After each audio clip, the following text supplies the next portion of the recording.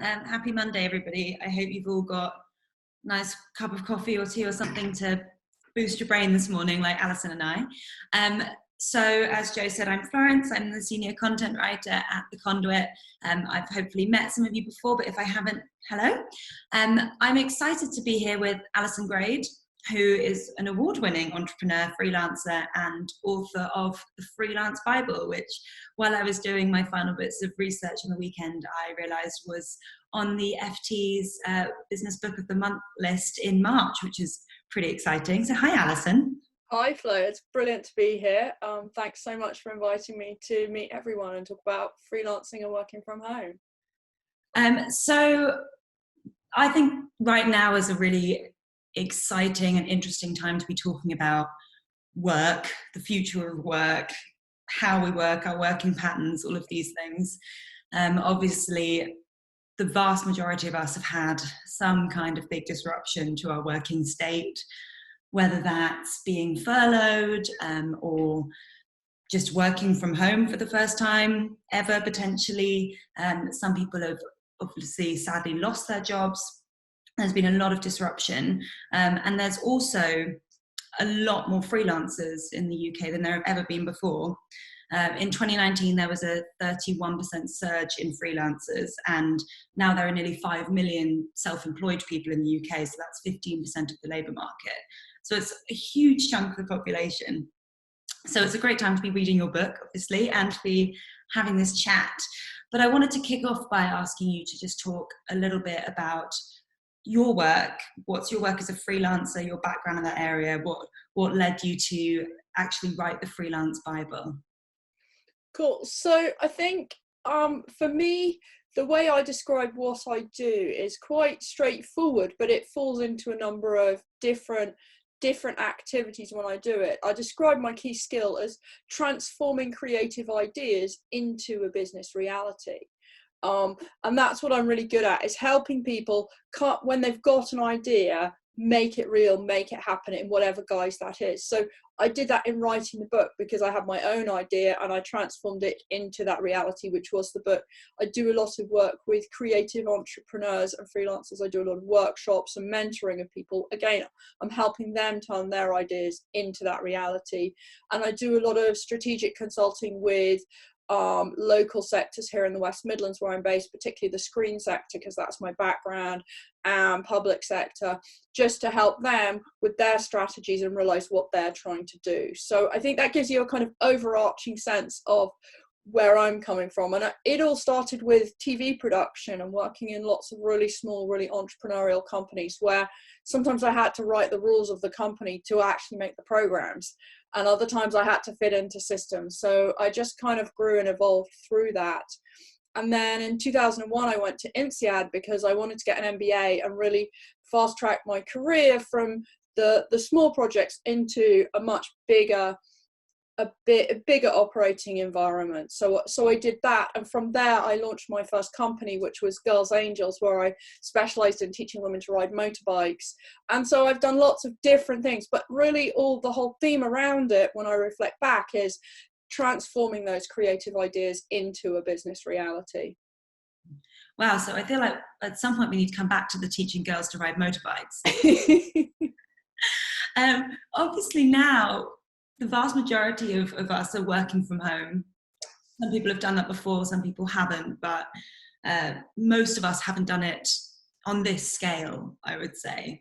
And we've actually got a poll question to see how all of our attendees of this webinar this morning are dealing with working from home. So we can find out a little bit more. If you're all flourishing, then that's absolutely wonderful. But we're also going to ask some questions to help those of us who are finding it a little bit more difficult. So from my perspective, a lot of people now are having to work more like freelancers, even if they're working for big companies. We've got a bit more professional insecurity, potentially a need to diversify your skill set. You're changing up your working environments, you're having to work with teams remotely. So I think there's a lot that we can learn, even if people aren't thinking about going freelance at all, from you and from your book.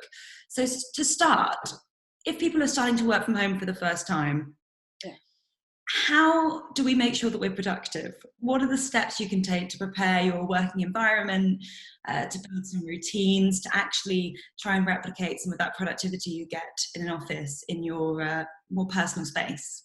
No, it's a really good question, and it's really hard because I think for everyone it's kind of different. I started off thinking that, maybe I need to write a timetable, but I think it's more about finding a rhythm to your day, and your productivity will ebb and flow. It will wane. I mean, even in an office, you have more productive days, don't you? You have more productive days and you have less productive days. So I think you have to expect the same when you're working from home, and try and just work out like which times of day for you are productive when you're at home, because it may be very different, and you may just find that I'm finding different times of day are more productive than they usually are. For me, the afternoons are quite a good time now, whereas before it used to be first thing in the morning. So it's about knowing yourself a lot. And is there anything, obviously we can see your working environment is very set up on brand, which I'm loving. But is there anything specific you recommend in terms of actually getting yourself into the mindset to work, like how you build that space? Because obviously some of us will have home offices, but other people will, like me, will just be at their kitchen tables. Yeah, I think for me, a lot of it comes into planning your day, your goals, what you want to achieve. So when I think about being a freelancer and like those days when I'm planning and wearing that kind of CEO hat of being that freelancer and working out what I want to do, I'm setting goals, and those aren't like what do I want to achieve by lunchtime. They're what do I want to achieve this week, this month, this year. So if I've got a plan of what I want to achieve, then I can break it down into small steps that I can manage on a weekly, daily, and hourly basis. So breaking down what you want to achieve, and it goes back to that being productive thing. You don't have to do necessarily the 9 to 5 that are your core office hours, because I know when I've worked in an office, my office hours might have been, say, not, I mean, I'm using 9 to 5 as a generic rather than what I think everyone does these days. But when I used to do that, you might leave home at 7:30 because actually you don't want to be late and you want to get a cup of coffee on the way and this, that, and the other. And then you might finish at 5 and then go and do a few errands on the way home and you get back at 6:30. So actually that's your working day in your brain. So what does that mean for you when you're working? Maybe actually it's easier to start at 7:30 when you usually leave the house, or go for a 10-minute walk and then get started. But then actually you can then have longer breaks in the middle of the day because you've started that bit earlier and you're still planning to finish that bit later, but maybe you take a longer lunch break or you do your one piece of exercise then in the middle of the day. So you're just looking at how you plan your day within what was in your kind of brain and in your rhythms was your day, rather than going, oh look, I can lie. Oh, you can lie in bed an extra hour if you want to. That's that's kind of fine too. It's just working out what works for you. And I think for me personally, I've realized quickly that although it's tempting to stay in my pajamas and sit on the sofa for an extra 5 hours with my laptop, actually after those 5 hours I'm a little bit uncomfortable. I've not necessarily been productive, and actually getting dressed is potentially the better choice. Yeah, but I ebb and flow. I mean, I'll often start quite early, like in the pajamas, but I might work till 10:30. At that point, I need a break, so I'll go off and have a shower, and then kind of get ready for the day, and then I'm in gear to be more operational, and that kind of, you don't have to be like that 9 to 5. I've got to be ready and at my desk at this particular time. And the other thing that I find is that be clear in your mind what the work you're doing is operational, that responding to emails, making stuff happen, versus that sort of deep thinking work where you really need to knuckle down and write a book, an article, a business plan, whatever it might be that you're doing, create a budget for something that takes quite intense work. And understand, I find that I can't do both at the same time. If I've got operational brain on and I'm organizing things, that's one thing, but I can't suddenly go, oh, let me write a couple of paragraphs and come back to it. So if I'm going into that deep thinking space, I've really got to shut down my emails, turn it all off. And it probably takes me about half an hour to get my brain into the place where I'm ready to really do that work properly. Because I'll be like, oh, did someone just message me on Facebook? Oh, is that a WhatsApp coming in? And I've got to get rid of all of that before I can really get down into that. So again, that's also comes into the planning of your day. If you've got to do that type of work, kind of own it and know that it's going to be a battle at times to get your brain into that space, but that's just go with it and really try and do it. Does that make sense? Yeah, absolutely. As a writer, that's something I really feel, honestly. And that leads me on actually to another element of working from home that I think is difficult for a lot of people, which is staying in touch with teams, working with other people virtually, because in order to do that deep thinking work, you do have to turn off your emails and you have to have teams that understand and work with that rhythm, and you all sort of fit into each other's new rhythms, which might not necessarily be the same as they were in the office. So whether it's people that you used to see every day that now you're not, or people that you've not met before, what are some of your tips for building relationships virtually with other people? I think particularly at the moment, the key thing is giving people the benefit of the doubt and being nice and kind to each other. And, you know, we are all under so much strain and stress and anxiety. You know, I think in some ways I'm like slightly acclimatized to being in a state of anxiety at the moment. Like when it first all kicked off and you put on the news, you could feel yourself getting all like this. And now I'm like, oh, it's the news. Yes, this is all going on. So it's kind of normal, but that doesn't mean we're not still quite anxious underneath it all. So, you know, it is about being nice, being kind to each other, and trust has to go both ways. So don't assume something's a conspiracy when it could just be confusion or cock up at the moment, because we're all working out how this is working. And just don't forget to praise people and say nice things to them if they've done something good, because we do that naturally in the office, and it doesn't come so naturally in a remote world. It's very much, right, I'm here, it's matter of fact, it's business, you know, check in with each other and keep those informal conversations going as much as getting through the work. Mm. And there are lots of people at the moment who are having to do job interviews virtually, or pitching for clients virtually. All these things where we usually rely so much on our body language, and we're now being forced to do that across a screen. Do you have any advice for how you can best get yourself across when you're not actually in front of somebody in person? That's a really good question. I think I guess if I was in person, I would be much more looking at that presentation and how I'm coming across and bringing my slides with me or my proposals or whatever else.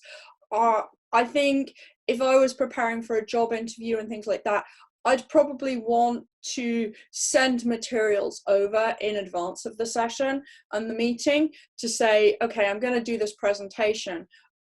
But actually send the deck over in advance so people are ready, they know what you're going to say, and you're looking efficient and like you know what you're talking about. So, and corroboration, particularly as a freelancer, is really, really a hugely valuable tool. So any place where at the moment you have a connection with people that are working there is really going to work in your favor. Those informal networks and relationships that we have, if I were hiring and I had a whole range of candidates and I knew somebody who knew one of the candidates and I was choosing between that and somebody I'd never met, I'm probably going to err on the side of asking the person who knows them what they think and that sort of thing, just because I kind of know a bit more what I'm getting into.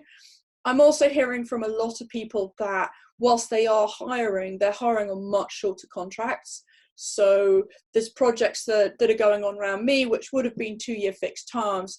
And because they're having to hire remotely, they're saying, well, we'll just do 6-month fixed terms. And if it doesn't work out, at least we can get the project started. And if they're not the right fit, we can reevaluate that. So I think people are hiring where they need it, but they're doing it with a bit of caution. So really focusing on your networks and leveraging that, which I know we're going to talk about in a bit, that would be a really good, strong way in for me on that.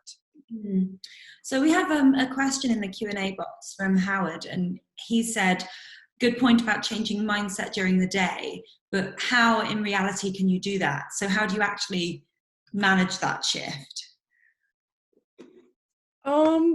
So I think you've really, I mean, as a freelancer, I'm like such a good freelancer that I'm really unemployable. So these days, so I don't try on the employment thing. But I think what makes me a good freelancer is that I am focused, I'm self-motivated, and I'm self-disciplined. And so for me, that you know, if I've got work to do, I'll get out of bed, I'll get on with it, I look forward to it, and I'm enjoying it. So it's trying to work out how you can get yourself into that mindset space as an employee, when quite often that self-motivation and that has come through the structure of being in the office. So yeah, I think that's a really interesting question. I guess things like a team check-in call first thing in the morning, or a catch up with a colleague first thing in the morning, maybe if you've got someone you work closely with, finding a time to check in and go, okay, so what have we got on? A bit like you're making that cup, you know, a bit like when you're in the office, you probably like, oh, should we have a quick cup of tea before we get started? It's that kind of conversation. And if that's what you need, find a buddy that you can have that virtual cup of tea with to start the day, because I'm so used to non-structure that I can make it work and find that. But if you need structure, then, you know, put it in ways that you need it. I know some people are literally putting in their shared calendars, I'm working at these times, and marking out the breaks and going, I'm not working then. And other people, for me, that would just be like, don't control me like that. I want a bit more ebb and flow to go with the flow of the day and respond when I need to. So I hope that answers that, Howard. Yeah, he's just followed up to say it's about how you change the mindset from operational to creative. So when you're wearing different hats. Yeah, I think that for me is about when I'm looking at what I need to do for the day, really knowing that something, if it's an operational bit of work, that's fine, I'll do that bit. That's the bit I find easiest and I naturally tend towards. When I know that I've got to do the deep thinking stuff, I do have to steel myself for it, and I have to mentally prepare, but I also know that I do have to sit there for 25 minutes with my brain going, well, what about this? And what about that? And I turn off the emails, I turn off WhatsApp, I turn my phone upside down, I put it on silent. I literally have no distractions, and I just have to try and find my way in. And eventually my brain will slow down, and it'll stop going, oh, when's the kids' swimming lesson happening again? And what's going on with this? And what should we have for dinner? And I find I just have to push myself into getting started, but I have to acknowledge that process. And by acknowledging the process, I think that helps me to get into it. But you've got to know that you've got a period of time that you can do that. So if you've only got an hour, you might struggle to get much done. You probably need a bit longer than an hour you probably need an hour and a half an hour to get in, and then you can do an hour of really productive work. Great. And something else that we've already spoken about before we started this event this morning, and I know it's a huge theme for everyone at the moment, is how you set boundaries when you're working from home, how you actually take steps to preserve your mental and your physical health, and to keep your work-life balance when you don't have the familiar punctuation for many people of office life. So I'd love to hear your thoughts on that and what some of the steps are that we can take. Yeah, absolutely. I think a lot of it comes down to that clear communications and managing those expectations with your team about when you're going to be working and when you're going to deliver things by, and what, you know, if you fall into sending lots of texts and emails or whatever or Slack channel or whatever communication channels you're using, if you start using those too much out of hours, then people will expect you to start responding out of hours. So in some ways, I think you have to be more rigid in this climate of what is work time and what isn't. there'll always be emergencies. That's fine. And so, but don't get drawn into it as a kind of, well, I'm not going out this evening, so I might as well carry on. You know, look after yourself and value your downtime. Or, you know, the days just run into each other. We're always in our house, we're always going, what day is it today? What day is it? I had a huge argument with my son the other day. He was absolutely adamant that it was Thursday when it was Friday, or the other way around, you know. And it's just like, we've all lost track of time. So really being clear, this is my working time and this isn't my working time. You've got to do your hours. It doesn't have to be 9 to 5, but actually give yourself a weekend, give yourself that time out, and communicate that to people. I guess the other thing that I've always done it as a freelancer, but I think if I was suddenly finding myself working from home and it was really unusual, I'd start to consider those bits in my life that were the pinch points that I knew, you know, all those bits you have to do at the weekend because you don't get them done during the week, like the cooking, well, getting the groceries, cleaning the house, and even like of an evening, like making supper can be quite a rushed thing. You're hungry when you get in, that kind of stuff.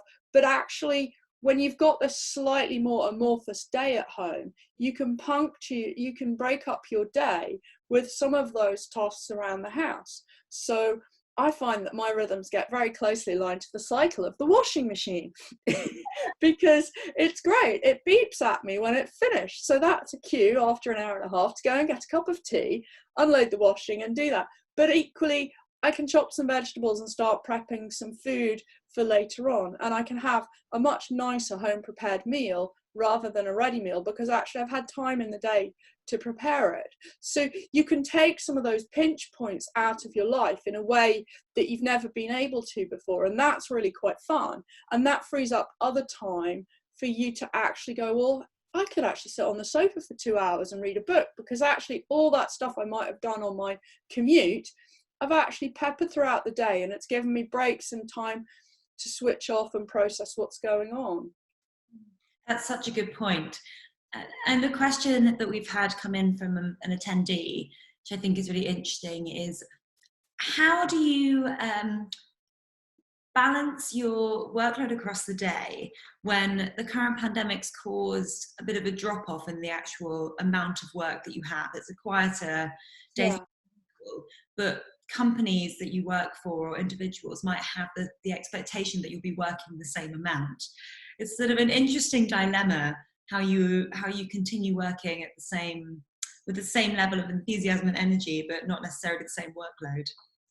No, that is interesting, and I think freelancers are used to that ebb and flow of workload. And I think, you know, we are all in this together, and if I think about myself as a freelancer, it's my responsibility to find work for me to do. So therefore, in my quieter times, that's what I'm focused on, is finding work for me to do. So I think that if you believe in the company that you're working in and you know you can make a difference, but things have dropped off and it's a bit quieter, that's an opportunity, particularly if you're in, you know, if you've got a certain amount of experience and you want to grow with your career in that company, is thinking about how you work on the business. So it's almost like being that entrepreneur inside the company. What are those activities? There are always opportunities, I think. Even inside a pandemic, there are opportunities. So a great example, I've talked to a lot of film and TV students in the last few weeks and done webinars with universities and things. And I keep trying to explain to them that this is almost the best opportunity they'll ever have if they're about to graduate. And all they can see is that the TV industry has been decimated. Everything's in hibernation. There's nothing in production. What they can't do is lift their heads up and go, well, actually, come September, all those productions that have been stalled will be starting up again. Well, I'm approximating to September. This is not a given, but in my head, it's September. You know, it's all going to kick off again. Plus all the new stuff. So there's going to be more work than anyone's had hot dinners. So if you're a student about to graduate, and this is a very extreme example, you've got an entire industry sat on their sofa watching Netflix and knowing that they're going to be inundated and there's going to be too much work for, you know, demand's going to outstrip supply. So that means everyone entering the industry is going to be bumped up, and there's going to be loads of entry level positions because everyone's going to be bumped up.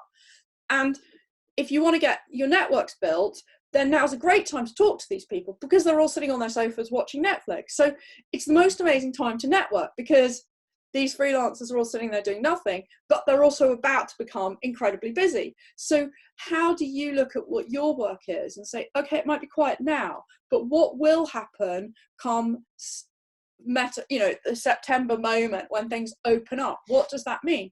Does that mean your business is going to be so rammed? Do you need to build networks of new teams to take on that capacity? What do you think the work might look like? I know that lots of people are thinking, well, actually, our business will shift post this. What does that mean? So there's time to take that step away and really think about that. Quite often that's not a sitting at your desk activity. Quite often that's going for a walk activity.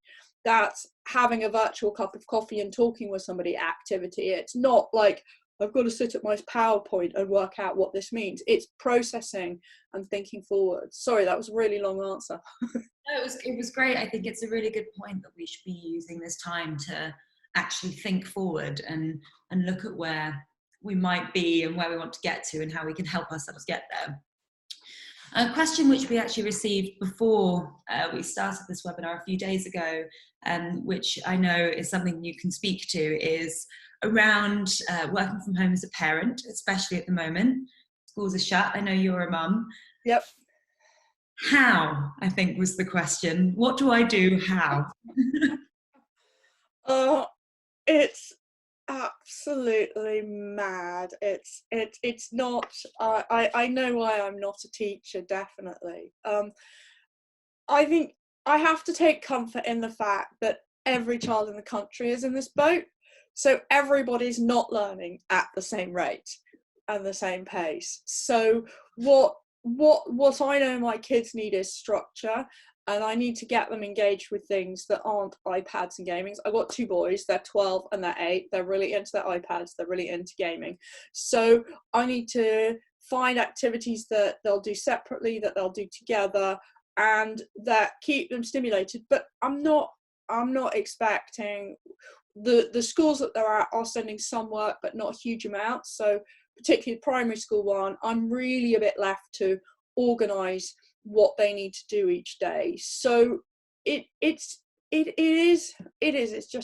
really hard work. Both my husband and I are here.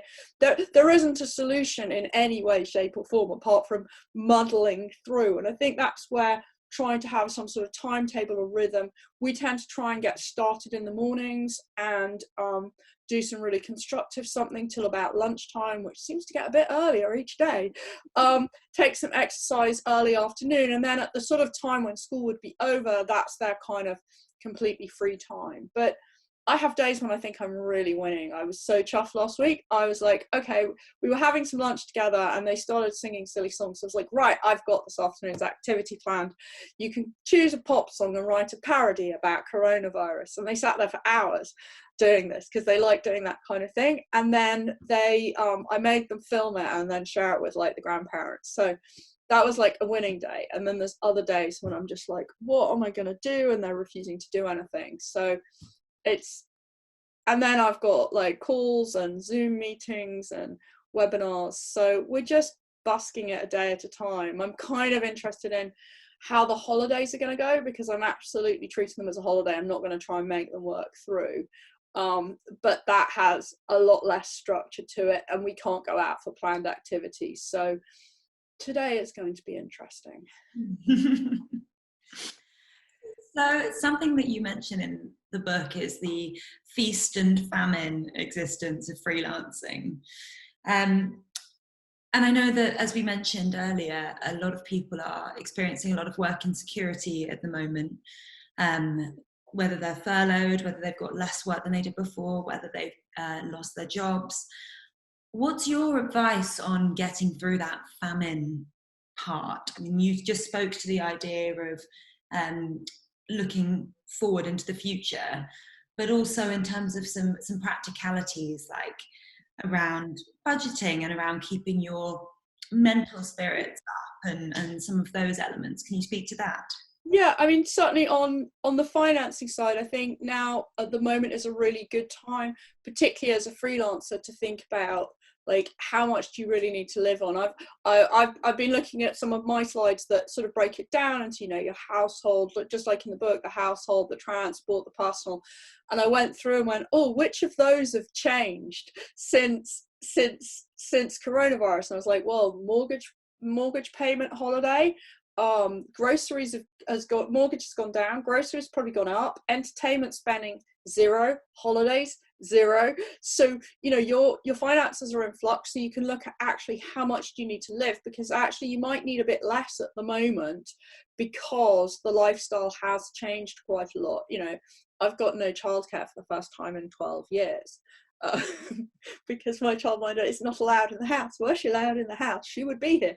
So, you know, those costs have completely gone from my budgeting at the moment. So that gives me a little bit of slack for that famine time, whereas normally I would have the childcare even if I was in famine, because I need to be working on my freelancing and that side of things. So I think getting your head around that, if you're, you know, if you're an entrepreneur, if you're a freelancer, whatever, you know, you've got to have your financial system set up. So I know lots of my freelancers are like, how do you organize, been asking me, how do you organize your finances? You know, what do you need? So, you know, if you're freelance, get a business bank account, organize that, get that set up now. There are lots of them that you can do online.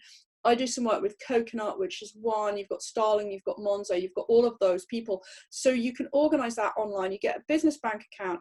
All your business transactions go through that. Your invoices come into that. And then you pay yourself into your personal account and get a savings account linked to the business account so you can keep your tax money in there.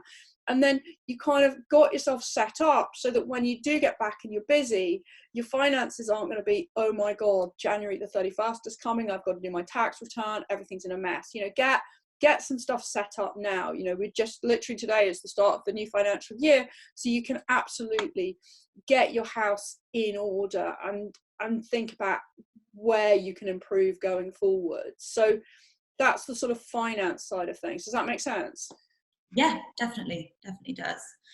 And I've just seen from the results of the poll that we had 85% of people said that they are okay working from home, some good days, some bad days, which doesn't surprise me. And 15% said great, which great. And then no one said any of the others. So that's interesting. It sounds like we're mostly moving towards the more positive. Yeah. But yes, I also wanted to know on the feast and famine thing, it can be really demoralizing, I think, everything that's going on at the moment. So do you have any ways that you are able to keep yourself motivated and positive when you're feeling really low about your professional prospects?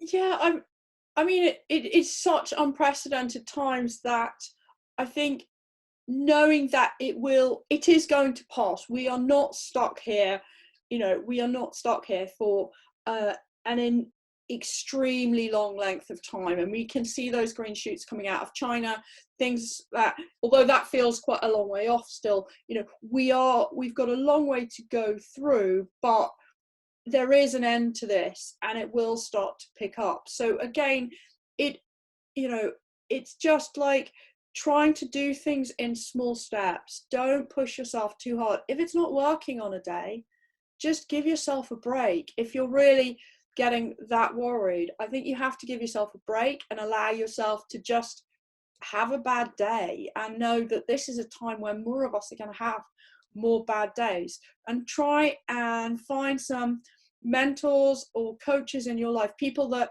you can talk to and share that with, I think, as well. Particularly, you know, for me, I've got the family here in the house, I've got my husband, I've got 2 kids, so it's quite a busy house, there's a lot going on, and I think that helps. I think if I was living on my own, I would be looking at other strategies in terms of regular coffees and check-ins with people in a way that I wasn't usually doing, and I'd buddy up with other friends who maybe were isolated and separate, because that the walls can start kind of caving in on you, kind of thing. And so, but get out and get some fresh air. The weather is quite nice, and it's amazing what, you know, a brisk walk, set of headphones and some good music does to just clear your mind of what's going on. Just try and find places where you can lose yourself and relax, whatever that is for you. I know for my husband that's cooking, and he loves cooking, and that's his relaxation space. You know, what is that space for you, and just take yourself there. Thank you. So let's talk a bit more about actually going freelance, some of the skills that you need. And if you're listening to this and you definitely don't want to be freelance, don't switch off, because I think there are a lot of skills which are very transferable depending on whatever way in which you work, from building a personal brand, which I definitely want to ask you about, to understanding how to negotiate, all these different skills that Alison delves into in a lot of detail in the book. Firstly, actually, we wanted to launch a second poll because we wanted to know a bit more about the professional status of everyone watching. So there should be a poll that will come up that asks you if you are freelance, if you're an entrepreneur, if you're full-time employment, a combination, all of those. So please do let us know. But something you mentioned in the book is the successful freelance psyche concept, which is a three-legged stool. And could you tell us a little bit more about that? Yeah, so for me, that successful freelancer psyche is the freelancer sitting nicely balanced on top of a three-legged stool. So imagine that sort of old-fashioned three-legged stool where one leg is your finances, your financial drive, one leg is your desires, your passions, and one leg is your skills. So for me, that successful freelancer is somebody who has equal amounts of those three. And to explain that, I say, well, what happens if you take away one of the legs? If you take away that financial drive, you're left with your skills and your desires, your passions. So that for me is a hobby, that you don't have that financial drive. You've got skill, you've got passion, you love doing it, that's great, but you can't make a living, a career at that. So if you take away financial drive, you're not in balance, you're not sitting comfortably on that stool. And then if you look at other ones, if you take away the skills and you've just got financial drive and passion, it's kind of all substance, all style over substance, I should say. I asked this in a workshop one time, and someone put up their hand when I said, "What have you got?" And they said, "Oh, you've got Paris Hilton." Which I thought was quite entertaining. So you can see that if you haven't got those skills, you're not going to be able to deliver on what you're trying to do. And equally, if you don't have the passion or desire, you've just got the skills and the financial drive, you're going to struggle to get that message out there and communicate it to people. So that for me was just a real headlines of why you need to have all of those three in kilter, and particularly the financial thing. You've got to be able to ask to be paid for what you're doing and realize that it has a value, and your whole package has a value. So it struck me how much of your book is actually about the presentation of what you do in various ways. And I think that's something that we could all learn from, is how we actually build up and present that sense of what we're good at, of those desires and skills. So something you mentioned is Simon Sinek's work of finding your why. And that was something that I think is relevant no matter what kind of work you're doing, what sector, freelance, full-time. So can you talk a little bit more about that and why the why is so important? Yeah, no, yeah, absolutely. And really, we're all very good at saying, like, this is what I do. I do this, I do this, I do this. And we can say, I'm a film producer, I make films, and when I do that, I do all of these different things, and I've got all of these skills, and my CV says what I do. And, it's really easy to say, what do I do? And that's fine. But that the what is all about factual evidence. So and Simon Sinek uses a great example of the MP3 player. When that first came out, it was all sold on the features and the benefits, all these different intricate things that it could do, and it had all these features. And then someone else would come up with another feature which would devalue that one, so they'd go down and down and down in price. And then Apple comes out with the iPod and just says, well, you need it because you can have 1,000 songs in your pocket. and it's just connecting with the why. It's building on the heartstrings and playing with that. Well, yeah, of course, I just need 1,000 songs in my pocket. It doesn't matter about all of this technical stuff. Just need 1,000 songs in my pocket. And you know, if you Google it now, you'll see that an MP3 player is like 20 quid and an iPod is still 130 quid, because Apple understand the value of connecting on the why. And I think, like you say, as a freelancer, it's absolutely vital that you can explain why a customer needs your services, why you are the person to provide the solution for them. But I think equally the same is true for the job interview, if not more so. The same is true for a promotion. The same is true in any, you know, as an entrepreneur looking for investment. Why me? Why what I'm doing?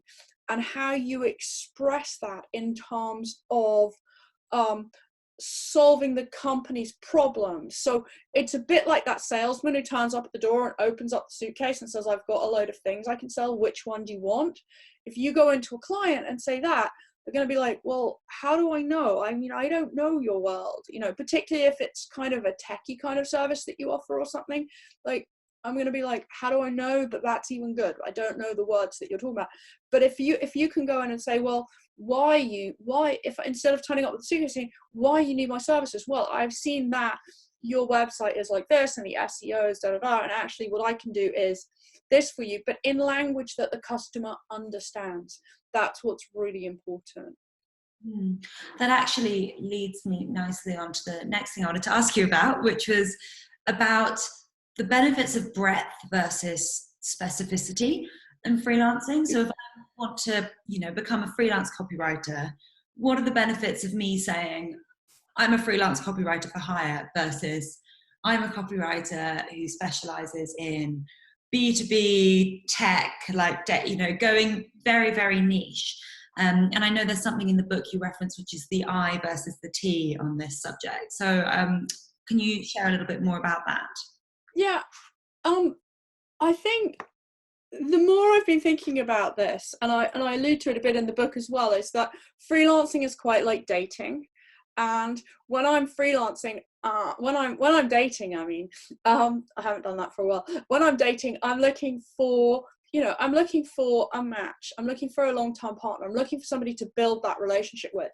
And that's where I think a really successful freelancers sit, is in building up those long-term relationships. So in that, for me, the specificity piece becomes really, really important, because if I'm looking for a match and I know that I've got these specific copywriting skills in this B2B tech area and I'm really, really specialized in that, I don't need to find that many clients, because I can really hone in on the ones that will really value my services. So you can go and then you can absolutely identify a dozen companies that just go, oh my God, Flo's the only person that can do this. And then you build up that long-term relationship.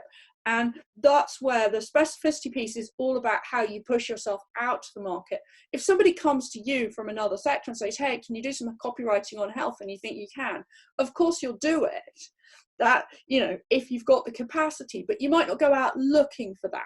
So it's about really focusing on who shares your values, and your brand values are that crucial thing, because that's where you make a match with people. That's where you find that place of engagement where you both value each other, and you know you can make a really valuable contribution and they know you can make a valuable contribution, and that's what you're looking for. That's really important. I think the equating of your skills with actually your shared values. And I know that most people have voted on the poll, by the way, but if you haven't, we'll close it in a sec. So make sure you get your vote in. So let's return to the networking. Yes. This is important no matter what type of job you're in as well. And obviously when you say networking, most of us think about going into a crowded room, awkwardly standing on the outside, maybe getting your business card out. When we're all stuck inside our houses, how do you nurture that professional network in a virtual way?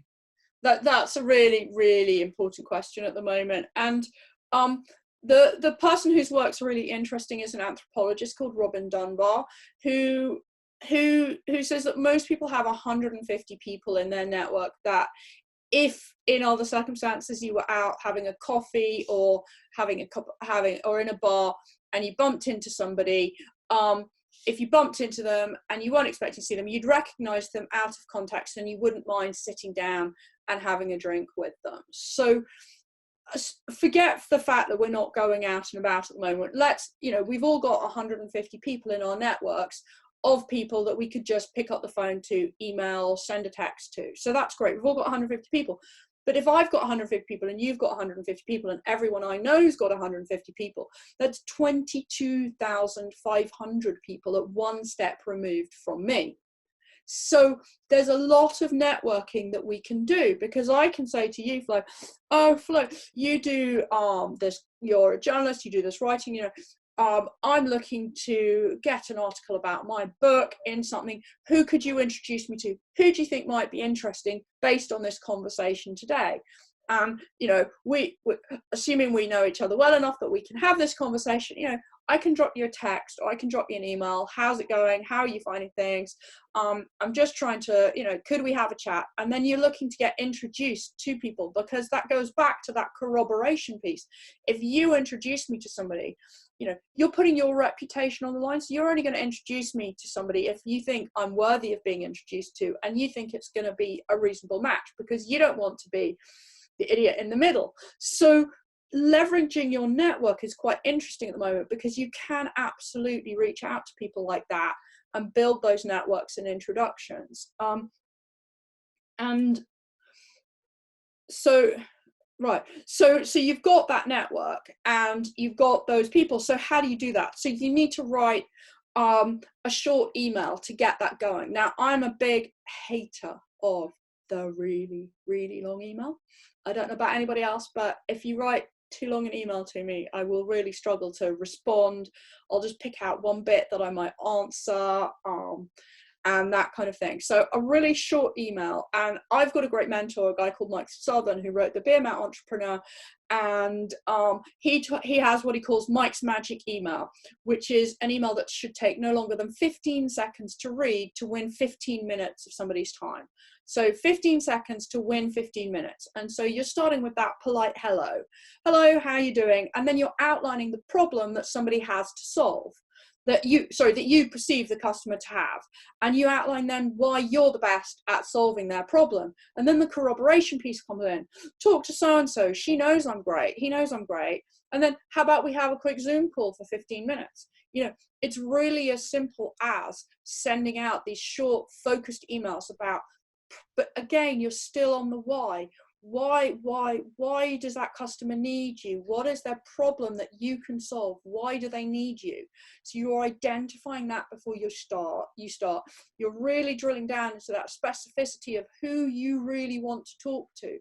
And we're all on social media and LinkedIn and everything else, so you can see who knows who really easily. So if you decide that actually you've got to talk to someone at Deloitte or Lloyd's Bank or whatever sector it is, you can really do some research and work out who you need to wind your way through to get there.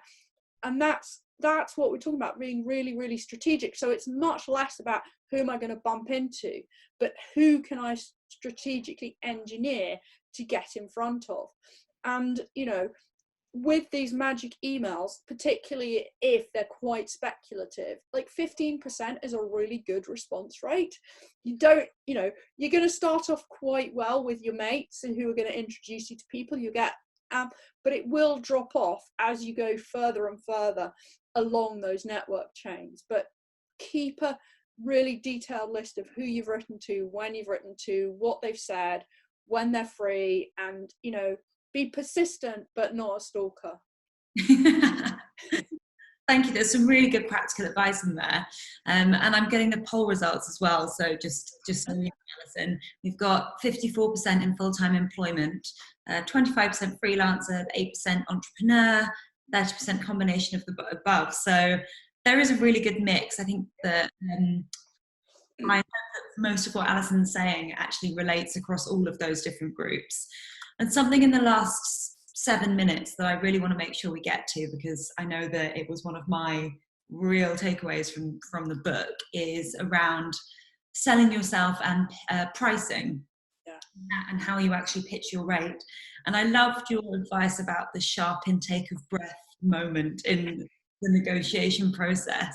Can you elaborate on that particular piece of advice? Yeah, absolutely. I mean, for me, I think of freelancing as being a luxury item. I have a huge value, and I don't want to be the cheapest. I don't want to be inexpensive. I want to be valued at the top end of my value for whatever point I'm at in my career, in my sector, wherever I am. I want people to value me, and so that comes down to if I quote a price for a job and I don't hear the sharp intake of breath, I'm like, oh no, I could have got more out of them. I could have got more out of them, because actually that sharp intake of breath means I've just pitched at that level where they're like, oh, that's painful, but she's gonna do it, so I'm just gonna have to stump up for it. It's like the designer dress, or okay, I'm really guilty of the designer dress, the designer handbag, this, that, and the other, but it's like, it makes you feel good buying a luxury item that is, you place a value on it because it's expensive. And that's what I want to be perceived as a freelancer. I want to be valued. If I don't charge properly, people won't value my time. The times that I've offered work to people who've gone, oh, I don't have a budget, I'm like, okay, I'll do a little thing for you.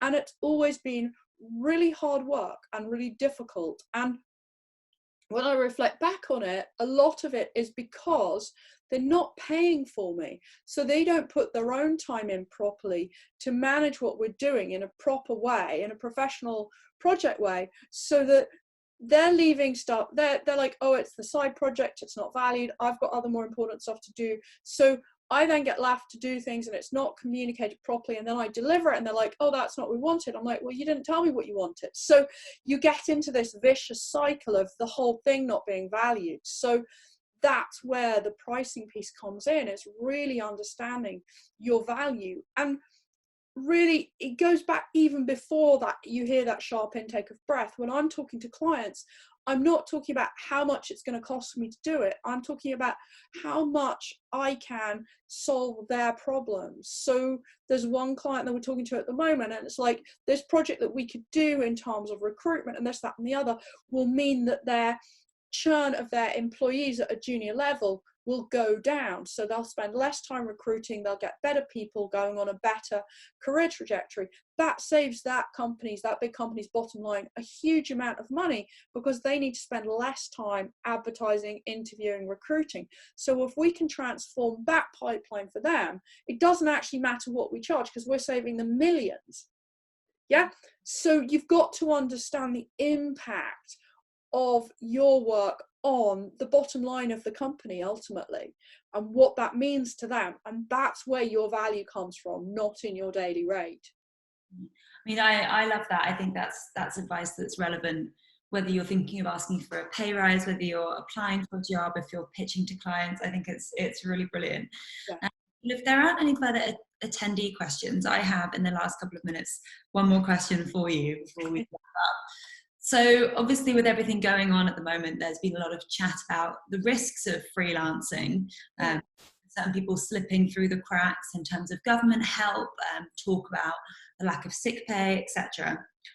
So for you, with everything going on, all this conversation, is the risk worth it? Well, yes, because I've already clearly stated that I'm unemployable, so I don't really have much choice. But I'd sort of flip that question on its head a bit and say, I think there are two areas where freelancers fit in terms of how they support companies. So the two areas are, you bring in a freelancer because they're highly skilled and they have expertise that nobody in your business can do. Or you bring in a freelancer because you need extra capacity over and above your current headcount. So and when I look at it like that, I say, well, I can't see freelancing stopping. I can't see companies saying, oh, let's take on that highly specialized person full time when we only need them one day a month and they're really expensive. That's not going to change. you know, that hires, or they'll say, well, we'll do it ourselves in-house. Okay, so you'll use a less skilled person and you won't achieve the results that you've been getting. That's the trade-off that you're making. That's why you bring the freelancer in.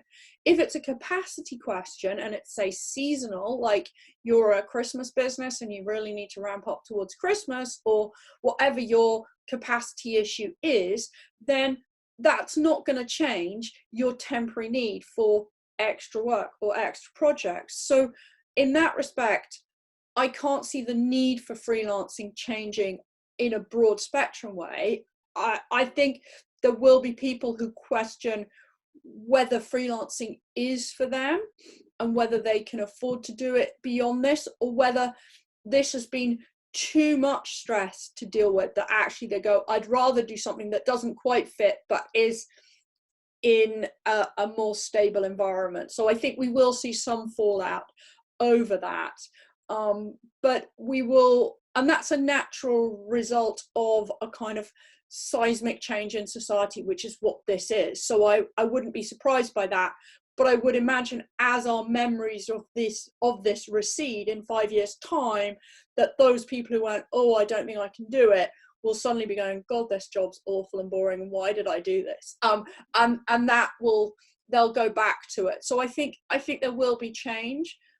There will be huge change within companies as well, in terms of how they operate. So, and there'll be very different business opportunities because sectors will pop up again differently. So there'll be lots of change, but I think that need for freelancers will remain for the reasons that I've said. Wonderful. Well, thank you so much for your time today, Alison.